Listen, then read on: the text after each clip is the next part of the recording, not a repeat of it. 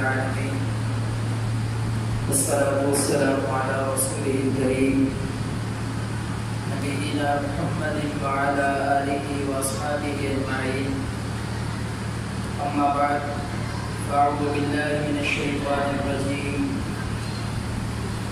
يا أيها الذين آمنوا كتب عليكم القصاص في القتلى الحر بالحر والعبد بالعبد والأنثى بالأنثى فمن عفي له من أخيه شيء فاتباع بالمعروف وأداء إليه بإحسان ذلك تخفيف من ربكم ورحمة فمن اعتدى بعد ذلك فله عذاب أليم رب اشرح لي صدري ويسر لي أمري واحلل عقدة من لساني يفقهوا قولي رب زدني علما اللهم إنا نسألك علما نافعا ورزقا طيبا وعملا متقبلا. آج ہمارے سبق کا عنوان ہے ایک مومن کی حرمت. قتل اگر ہو جائے اس کا قصاص، ان مسائل کی جو وضاحت ہے اس حوالے سے ہم سورۃ البقرہ کی جو 2 آیات ہیں اس کو ہم ترجمے کے ساتھ پڑھیں گے بھی، سمجھیں گے بھی کہ اللہ تعالیٰ ان تمام معاملات میں ہماری کیا رہنمائی کرتا ہے.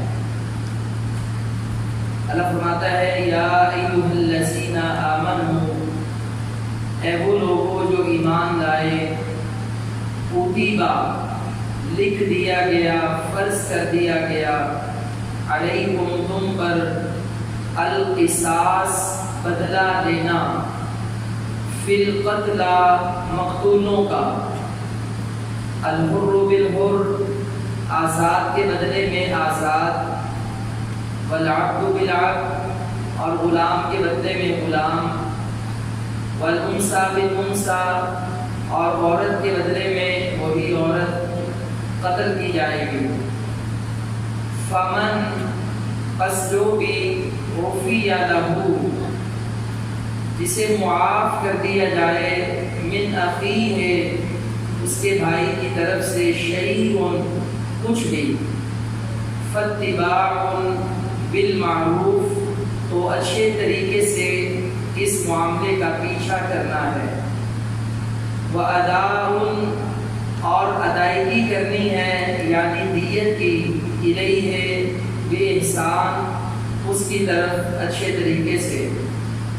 ذالک یہ تخفیف آسانی ہے، نرمی ہے، من ربکم تمہارے رب کی طرف سے، ورحمت اور اس کی مہربانی اور رحمت ہے. فمن پس جو شخص بھی اعتدى زیادتی کرے، بعد ذالک اس کے بعد یعنی معاف کرنے کے بعد یا دیت لینے کے بعد، فَلَهُ پس اس کے لیے ہے عذاب عذاب، علیم دردناک. یا ایھا الذین آمنوا اے وہ لوگوں جو ایمان لائے. آپ اگر ساتھ ساتھ انگلیاں رکھ لیں تو اس سے آپ کو لفظی ترجمہ آپ کے ذہنوں میں بیٹھے گا. یا ایھا الذین آمنوا اے وہ لوگوں جو ایمان لائے، کتبہ لکھ دیا گیا، فرض کر دیا گیا، علیکم تم پر، القصاص بدلہ لینا، قصاص دینا، فی القتلى مقتولوں کا، الحر بالحر آزاد کے بدلے میں آزاد، یعنی اگر قتل کرنے والا قاتل آزاد تھا تو اس آزاد قاتل کو بھی قتل کیا جائے گا. والعبد بالعبد اور غلام کے بدلے میں غلام، اگر قتل کرنے والا غلام تھا تو اس غلام کو ہی بدلے میں قتل کیا جائے گا. والانثى بالانثى اور عورت کے بدلے میں عورت ہی، یعنی اگر قتل کرنے والی عورت ہے تو اس عورت کو ہی سزا دی جائے گی. فمن عفی لہ پس اگر کسی کو معاف کر دیا جائے، من اخیہ مقتولوں کے وارثوں کی طرف سے، ان کے بھائیوں کی طرف سے، شیء کچھ بھی، فاتباع بالمعروف، تو اچھے طریقے سے پیچھے چلنا ہے، واداء، اور ادائیگی کرنی ہے الیہ ہے اس کی طرف، بے احسان، اچھے طریقے کے ساتھ۔ ذالک، یہ بات جو ہے یعنی دیت والی یا معاف کرنے والی، تخفیف، نرمی ہے، ربکم، تمہارے رب کی طرف سے، ورحمت، اور رحمت ہے۔ فمن اعتدى، پس جو بھی زیادتی کرے گا، حد سے بڑھے گا، بعد ذالک، اس کے بعد، فلہ عذاب علیم، تو اس کے لیے دردناک عذاب ہے۔ وَلَكُمْ، اور تمہارے لیے، فی القصاص، بدلہ لینے میں، حیات، زندگی ہے، یا اولی الالباب، اے عقل رکھنے والو، لعلکم تتقون، تاکہ تم بچ جاؤ۔ وَلَكُمْ، اور تمہارے لیے، فی القصاص، بدلہ لینے میں، حیات، زندگی ہے، یا اولی الالباب، اے عقل والو، عقلوں والو، لعلکم تتقون، تاکہ تم بچ جاؤ۔ ان آیت مبارکہ میں اللہ تعالیٰ نے اس بات کا ذکر کیا کہ جو عام طور پہ معاشرے میں رونما ہو جاتی ہے، اور جو فساد کی سب سے بڑی جڑ، یا جو سب سے بڑا فساد ہے، سب سے بڑا فساد کیا ہے؟ اگر کوئی بندہ کسی کی چوری کر لے، چور آئے مال چرا کے لے جائے، تو یہ بھی زمین میں ایک فساد ہے۔ کسی بندے نے محنت کے ساتھ پیسے کمائے، دولت کمائی، اس کے یہ پیسے چوری ہو گئے، لیکن جو پیسے چوری ہو جاتے ہیں وہ پیسے اس کو مل بھی سکتے ہیں، وہ دوبارہ سے محنت کر لے، دوبارہ سے دکان بنا لے، دوبارہ سے مکان بنا لے۔ دنیا کی کوئی دولت اس کا اگر نقصان ہو جائے وہ واپس آ سکتی ہے، انسان اسے دوبارہ حاصل کر سکتا ہے، لیکن جان ایک ایسی قیمتی دولت ہے کہ جو اللہ نے ایک بار دی ہے۔ اگر کوئی غلطی سے چور ڈاکو مار دے، کوئی دشمنی یا عداوت میں قتل کر دے، تو یہ جان دوبارہ واپس نہیں آ سکتی، اس کو انسان دوبارہ حاصل نہیں کر سکتا۔ تو یہ دنیا کا سب سے بڑا فساد ہے کہ کسی کو قتل کر دیا جائے۔ اب یہ جو قتل ہے، اس کا آغاز آدم علیہ السلام کے 2 بیٹوں سے ہوا، حابیل اور قابیل۔ اکثر یہ بات ذہن سے نکل جاتی ہے کہ قاتل کون تھا، تو قابیل بھی کاف سے ہے، قاتل بھی کاف سے ہے، تو آپ یہ نشانی یاد رکھ لیں کہ جو قابیل ہے وہ قاتل تھا، اور حابیل جو ہے وہ مقتول تھا، اسے قتل کیا گیا۔ اب یہ دنیا میں ناحق قتل سب سے پہلا قتل تھا۔ اب یہ جس نے قتل کیا قابیل نے، اللہ تعالیٰ نے اسے ذلیل و رسوا بھی کیا۔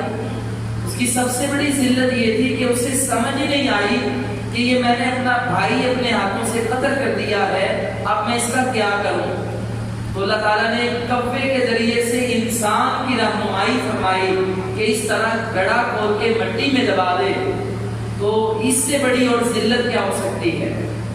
اور اس کے بعد جو بڑی ذلت وہ یہ ہے کہ اللہ تعالیٰ نے اسے عذاب میں مبتلا کیا، اور نبی علیہ السلام نے فرمایا کہ قیامت تک جتنے بھی ناحق قتل ہوں گے ان سب کا گناہ اس بندے کو ملے گا، کیونکہ ناحق قتل کرنے کی ابتدا کرنے والا وہ قابیل ہے۔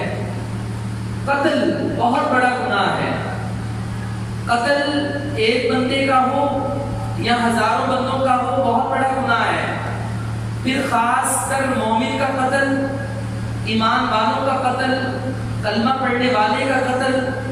نبی کریم صلی اللہ علیہ وآلہ وسلم آپ خطبہ حجۃ الوداع ارشاد فرماتے ہیں۔ اب خطبہ حجۃ الوداع جو حج کا خطبہ ہوتا ہے وہ عید سے ایک دن پہلے ہوتا ہے، 9 ذو الحجہ کو۔ نبی علیہ السلام نے سب سے سوال کیا، آپ نے کہا میرے صحابہ مجھے یہ بتاؤ آج دن کون سا ہے؟ 9 ذو الحجہ۔ فرمایا حرمت والا دن ہے۔ یہ مہینہ کون سا ہے؟ ذو الحج، حرمت والا مہینہ ہے۔ یہ ہم جس مقام پہ کھڑے ہیں یہ کون سی جگہ ہے؟ حرم مکی، حرمت والی جگہ ہے۔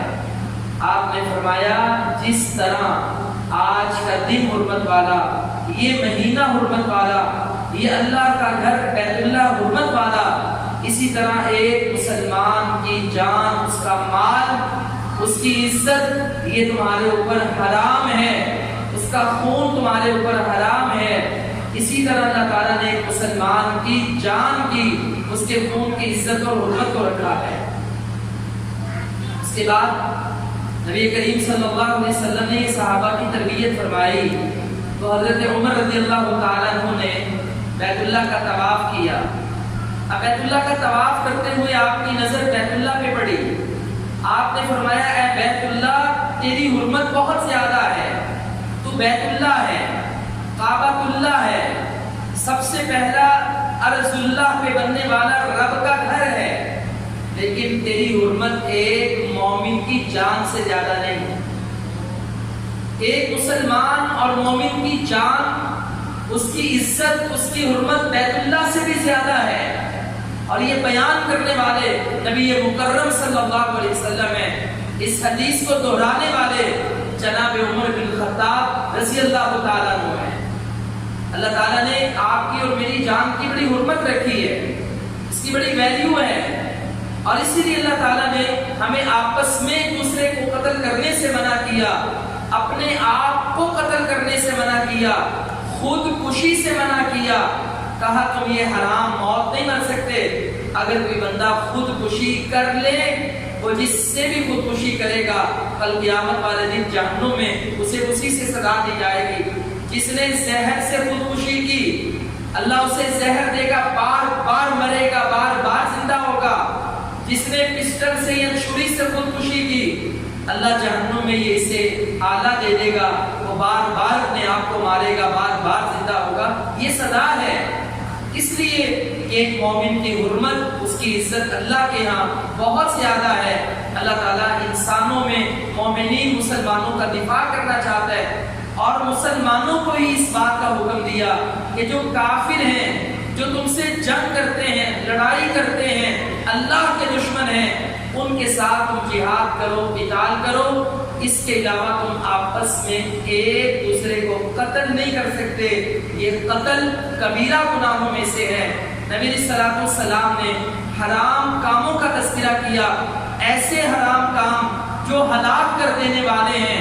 اس میں آپ نے اس بات کا بھی تذکرہ کیا کہ جو قتل ہے ناحق، یہ بھی انسان کے لیے ہلاک کر دینے والے گناہوں کے برابر ہے۔ لیکن آپ دیکھیے کہ ہمارے ہاں انسان کی، اور خاص کر مسلمان کی نظر میں اس کی جان کی ویلیو ہی نہیں ہے۔ ایک زمین کے ٹکڑے کے لیے بھائی بھائی کو قتل کرتا ہے، باپ بیٹوں کو قتل کرتا ہے، دوست دوست کو قتل کرتا ہے، اور یہ مسلمان کا خون اتنا سستا ہو گیا کہ قتل کرنے والوں کو نہیں پتا کہ قتل کیوں کیا جا رہا ہے، اور مقتولوں کو نہیں پتا مجھے مارا کیوں جا رہا ہے۔ اس کی وجہ یہ ہے کہ اس مسئلے کو عوام میں بیان نہیں کیا جاتا، کیونکہ اللہ کا قرآن ہی دوسرے مقام پہ فرماتا ہے وَمَن يَقْتُلْ مُؤْمِنًا مُتَعَمِّدًا فَجَزَاؤُهُ جَهَنَّمُ، لوگوں جو بھی کسی مسلمان مومن کو قتل کرے گا اس کا ٹھکانہ جہنم ہے، وہ جہنم میں ہمیشہ رہے گا، اللہ کا اس پہ غضب ہوگا، اور اللہ کی اس پہ لعنتیں ہیں۔ اور پانچواں عذاب یہ ہے کہ اللہ تعالیٰ نے اس کے لیے جہنم کی آگ تیار کر رکھی ہے۔ یعنی ایک قتل کرنے والا اللہ کے ہاں 5 قسم کی سزاؤں کا حقدار ٹھہرتا ہے۔ اس کی وجہ یہ ہے، یہ بنانے والا اللہ ہے۔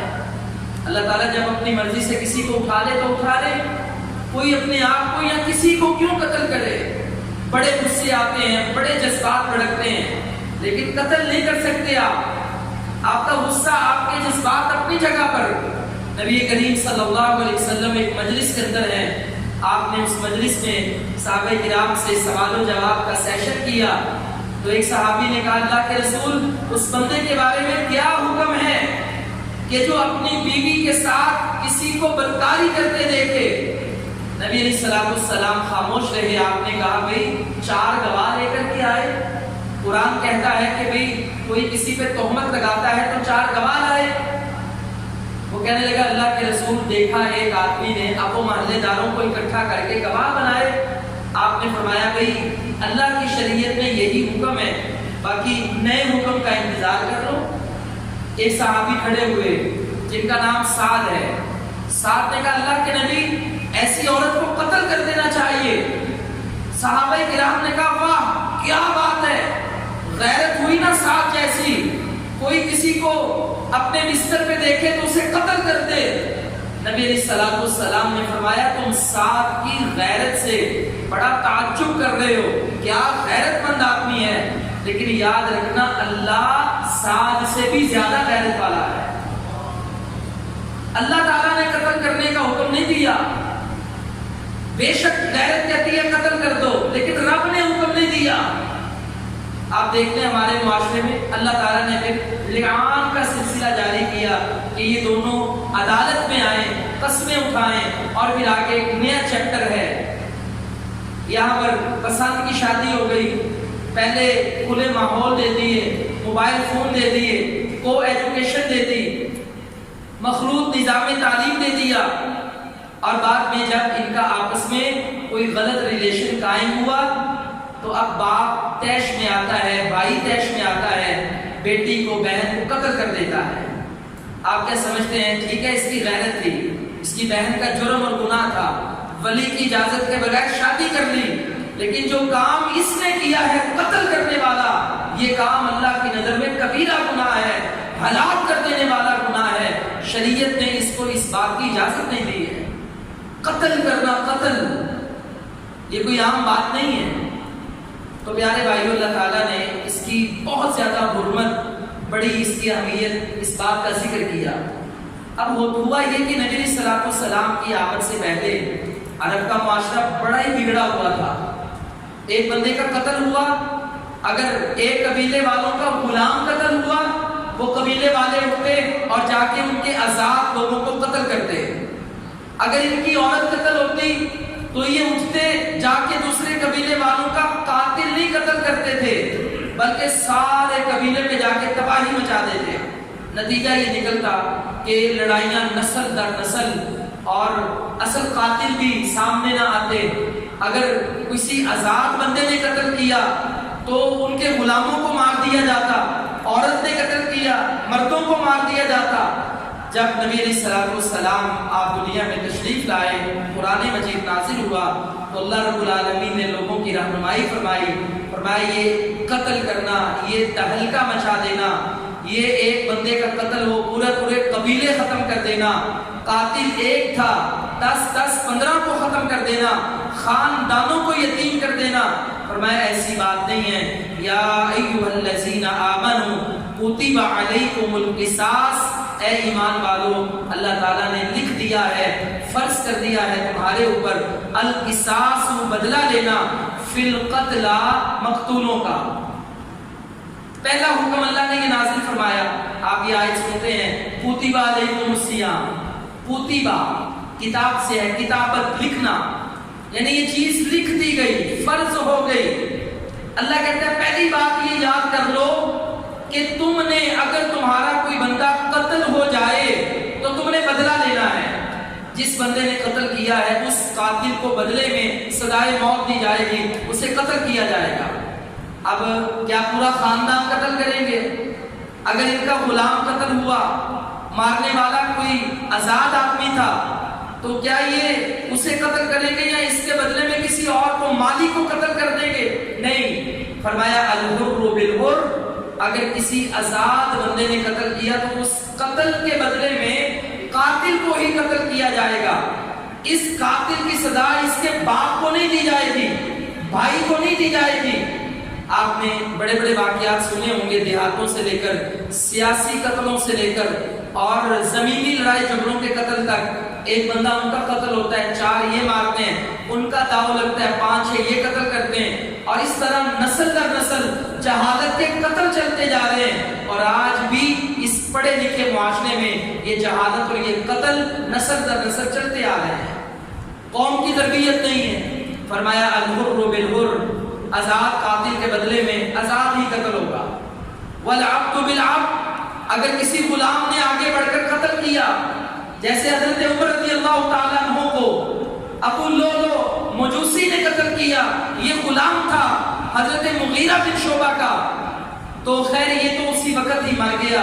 وہ جو صحابی تھے یہ خنجر چلا رہا تھا، انہوں نے کپڑا ڈالا، اس نے خودکشی کر لی. اب اگر صحابہ کرام کے سامنے یہ آیت نہ ہوتی تو شاید ان کے مالی کو بھی قتل کیا جاتا. تو یہ غلام تو تیرا تھا، نہیں، اسے اس بیچارے کا کیا قصور ہے، وہ تو ملوث ہی نہیں ہے.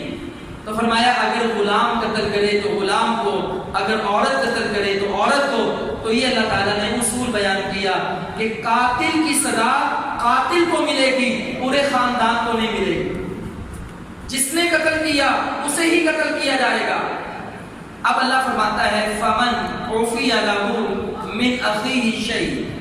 پہلا تو تمہارے لیے معاشرے میں مدنی ریاست کا دستور یہ ہے کہ جو بھی قتل کرے قاتل کی سزا سزائے موت. لیکن اللہ تعالیٰ ایک دوسرا راستہ بھی دیتا ہے کہ اگر اس قاتل کو اس کے بھائی یعنی جو مقتولین کے وارث ہیں اگر وہ معاف کرنا چاہیں تو معاف کر سکتے ہیں. فَمَنْ عُفِيَ لَهُ مِنْ أَخِيهِ شَيْءٌ. اگر اس کے ورثاء یہ کہہ دیں کہ ہم نے اس قاتل کو معاف کر دیا فَاتِّبَاعٌ بالمعروف، تو اللہ فرماتا ہے اچھے طریقے سے اس بات کی پیروی کرنی ہے، جو معاف کرنا چاہے وہ معاف کر سکتا ہے. وَأَدَاءٌ إِلَيْهِ بِإِحْسَانٍ. اور تیسری صورت یہ ہے اگر کوئی دیت لینا چاہے، وہ کہیں کہ بھئی ہم اپنے قاتل کو معاف بھی نہیں کریں گے اور ہم یہ بھی نہیں مطالبہ کرتے کہ اس کو قتل کے بدلے میں قتل کرو، ہاں ہم یہ کہتے ہیں کہ یہ ہمیں دیت دے دے تو ہمارا اس کا حساب برابر ہو جائے گا. فرمایا اگر دیت پر معاہدہ ہو جائے وَأَدَاءٌ إِلَيْهِ بِإِحْسَانٍ، تو اچھے طریقے سے چاہیے کہ قاتل کا مقتول کے وارثوں سے جو معاہدہ ہوا یہ اس کی دیت ادا کر دیں. اب یہ جو مسئلہ ہے دیت کا کتنی ہونی چاہیے؟ زیادہ سے زیادہ 100، یہ میکسیمم تعداد ہے، منیمم بھی ہو سکتی ہے. 100 اونٹ آپ ایک اونٹ 1 لاکھ روپے کا لگا لیں، اچھے والا اونٹ 2، 2.5، 3 لاکھ روپے تک آتا ہے اور اس کو 100 سے ضرب دے دیں تو آج کی ہماری زبان میں 3 کروڑ، 1 کروڑ سے لے کر 3 کروڑ تک، یعنی زیادہ سے زیادہ ایک بندے کی دیت 3 کروڑ روپے بنتی ہے. اب مقتولین کے وارث کہیں کہ نہیں ہمارا یہ بندہ قتل ہوا ہے، ہم نے تو 10 کروڑ لینے ہیں، یہ غلط ہے. اللہ تعالیٰ نے نبی صلی اللہ علیہ وسلم کے ذریعے آپ کی حدیث سے یہ مسئلہ بھی واضح ہو گیا کہ قتل کی دیت زیادہ سے زیادہ 100 اونٹ ہے، کم بھی ہو سکتی ہے، 10 پر راضی ہو جائیں، 20 پہ ہو جائیں، 30 پہ ہو جائیں، 40 لاکھ پہ ہو جائیں، 70 پہ ہو جائیں، یہ بھی رضامندی سے ہو سکتا ہے. اللہ اکبر. اللہ فرماتا ہے ذالک تخفیف من ربکم، یہ امت مسلمہ پر رب کا احسان ہے. اللہ تعالیٰ نے یہ تمہارے لیے نرمی رکھی ہے، وَرَحْمَةٌ، اور یہ اللہ کی طرف سے تمہارے اوپر رحمت ہے. اللہ ہمارے اوپر رحمت کیسے ہو گئی؟ جو بنی اسرائیل کے یہودی تھے اللہ تعالیٰ نے یہودیوں پر یہ حکم نازل کیا کہ قتل کے بدلے میں قتل کیا جائے گا، نہ قاتل کو معاف کیا جائے گا اور نہ ہی قاتل سے دیت دی جائے گی. یہ بنی اسرائیل کا قانون اللہ نے نازل فرمایا. جب بات آئی ہماری، اللہ تعالیٰ نے پہلی بات کہی کہ بدلہ لو، دوسری بات کہی کہ چلو اللہ تعالیٰ تمہارے لیے نرمی کرتا ہے، رحمت کرتا ہے، تم معاف کرنا چاہو تو معاف کر دو، اگر دیت لینا چاہو تو دیت لے سکتے ہو. فَمَنِ اعْتَدَىٰ بَعْدَ ذَلِكَ، معاف کر دیا آپ نے. اب معاف مجلس میں بیٹھ کے دستخط ہو گئے، بھئی ہم نے فلاں قاتل کو معاف کر دیا، لیکن اندر چور ہے کہ جس دن داؤ میرا لگنا ہے میں نے پوری گاڑی اڑا دینی ہے، میں بھی گھات لگا کے بیٹھا ہوں گا، 10 کے 10 بندے پار لگا دوں گا. یا دیت لے لی، معاہدہ ہو گیا، پیسہ لے لیا اور دل میں کہا اچھا داؤ جس دن ہمارا لگا زندہ تو رہنے نہیں دینا.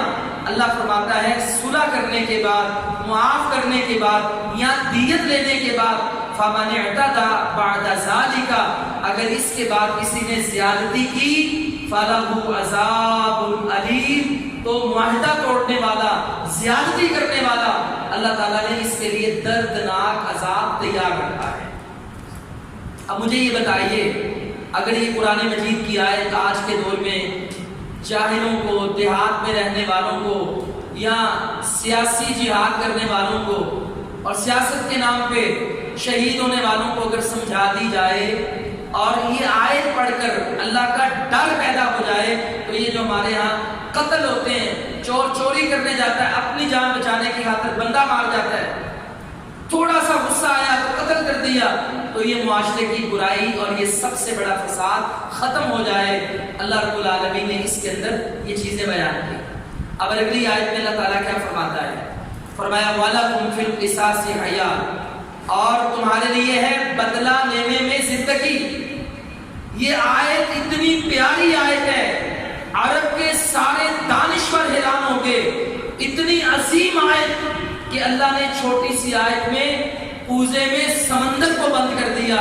وَلَكُمْ فِي الْقِصَاصِ حَیَاتٌ، اور ایمان والو دیت بھی ہے، معافی بھی ہے، میں نے آپشن تمہارے سامنے رکھ دیے ہیں، لیکن دوبارہ پھر کہتا ہوں، اللہ فرما رہا ہے اور تمہارے لیے بدلہ لینے میں زندگی ہے، بدلہ لو، زندگی ہے۔ اس کا کیا مطلب؟ یا اولی الالباب، اے عقل والو، دانش مندو، اللہ اس کا مطلب کیا ہے؟ بدلہ لینے سے اس کی موت واقع ہوتی ہے، اس میں بھلا زندگی کیسے آ گئی؟ تو اللہ تعالیٰ سمجھانا یہ چاہتا ہے کہ جب دنیا والوں کو یہ پتا ہوگا، جب قاتل کو یہ پتا ہوگا کہ پیسہ دینے سے جان نہیں چھوٹے گی، پاؤں پہ پڑنے سے معافی نہیں ملے گی، قتل کے بدلے میں قتل ہی ہونا پڑے گا، فرمایا پھر وہ قتل کرنے کی جرت نہیں کرے گا، اللہ معاشرے کو زندگی عطا کر دے گا۔ اور جب ہوگا بھی ادھر مارو، 302 کرو، جا کے ضمانت کروا لو، ہمیں کس نے پوچھنا ہے، تو پھر معاشرہ زندہ نہیں رہے گا۔ پھر ایسے ہی معاشرے میں روزانہ اندھے قتل ہوں گے، اخباریں چھپ چھپ کے نکلیں گی۔ وَلَكُمْ فِي الْقِصَاصِ حَیَاتٌ، بدلہ لو تم بدلہ، اس میں تمہارے لیے زندگی ہے۔ ایک دو قاتلوں کو سر عام تم لگاؤ پھانسی پر، حکومت والوں، عدالت والوں، نتیجہ کیا نکلے گا؟ دوسرے سارے کے سارے گھبرا جائیں گے، کہیں گے خبردار، قانون بڑا سخت ہے، غصہ اپنی جگہ پر، تیش اپنی جگہ پر، جھگڑا اپنی جگہ پر، کسی کے ساتھ ناراضگی اپنی جگہ پر، لیکن قتل کرنے کے لیے میں آگے نہیں بڑھ سکتا۔ کیوں؟ اگر میں نے قتل کیا، کل فلاں چوک کے اندر میرے بارے میں فیصلہ ہوگا اور میری گردن بھی اتار دی جائے گی۔ وَلَكُمْ فِي الْقِصَاصِ حَیَاتٌ، ایمان والو تم بدلہ لے لو، زندگی مل جائے گی، معاشرے کو امن مل جائے گا۔ اس کی ایک مثال بڑی پیاری ہے، اللہ قرآن میں کہتا ہے لَعَلَّكُمْ تَتَّقُونَ، تاکہ تم بچ جاؤ۔ کس سے بچ جاؤ؟ خون ریزی سے بچ جاؤ، چوروں ڈاکوؤں سے بچ جاؤ، قاتلوں غاصبوں سے بچ جاؤ،